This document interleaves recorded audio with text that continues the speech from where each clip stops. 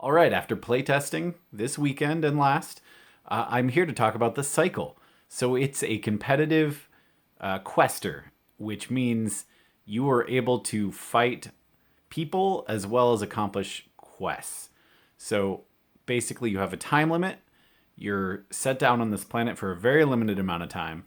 And in that amount of time, you have to, do the best at being a prospector.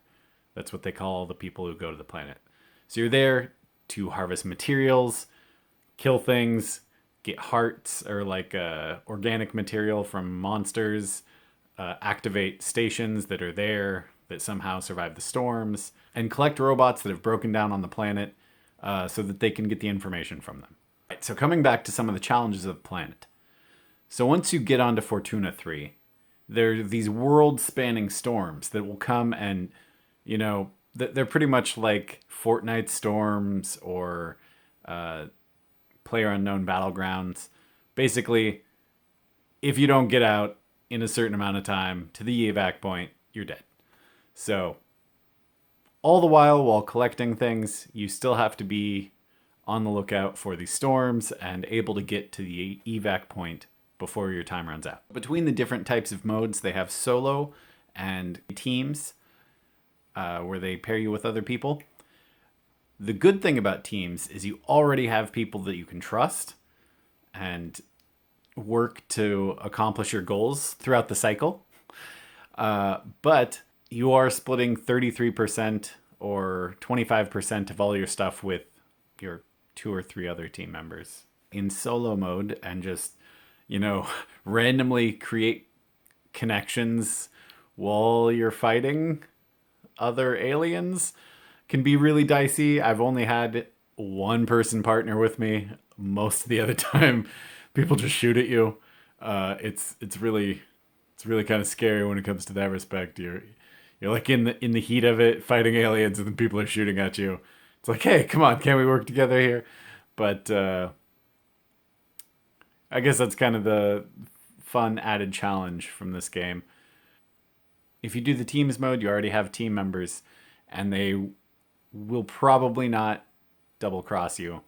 I haven't had it happen yet, but I suppose maybe there is a game mode where it's beneficial to double cross your partners.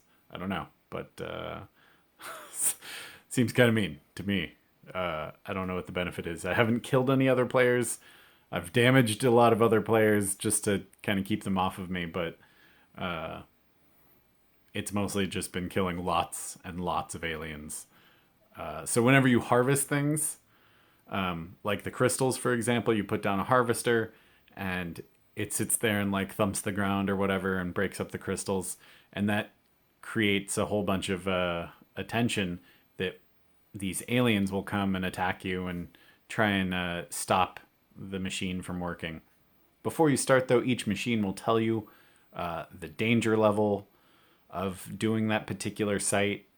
So it will range from easy to very hard. It might go higher than that, but in the training version, that's all I've seen. Hopefully that wasn't too annoying, me bumping the camera. But in the training version, I've only done easy through very hard, and definitely very hard. If I wasn't doing the training mode version where I had extremely powerful weapons, I probably would have died. Which reminds me, there's a huge diversity of weapons in this game, and I believe they're adding more because I've now played with weapons that I wasn't able to find the first time around in the training mode, which you can do while you're waiting to be paired with other people and matched up. That does bring me to cool other attributes other than weapons, since there's a bunch of weapons and you'll see them being used behind me. There are a whole bunch of cool equipment, I guess you can use. I think that's what they call it. But basically, you can choose to be carrying two different types of equipment at a time, and you can buy them in game while you're running around. You just hit like G, and then your store comes up, and then it gets dropped down to you.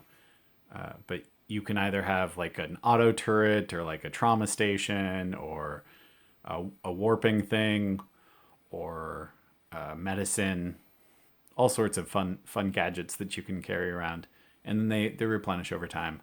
So it's not a one and done type of thing. It's you have it for a while. It just you have to keep waiting for it to regenerate. So before you start each game, you get to choose which faction you kind of want to work for, and over time you build experience, and that grants you additional benefits for the game.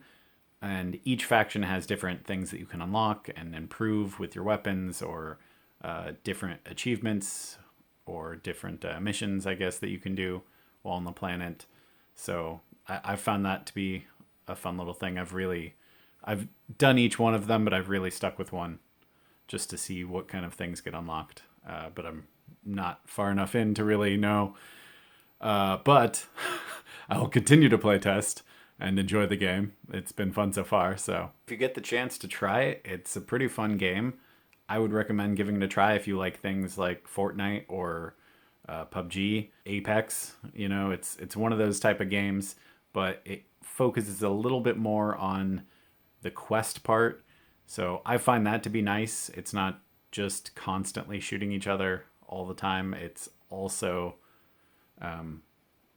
achieving quests and killing monsters in addition to killing other opponents. So it's a good mix of the two worlds.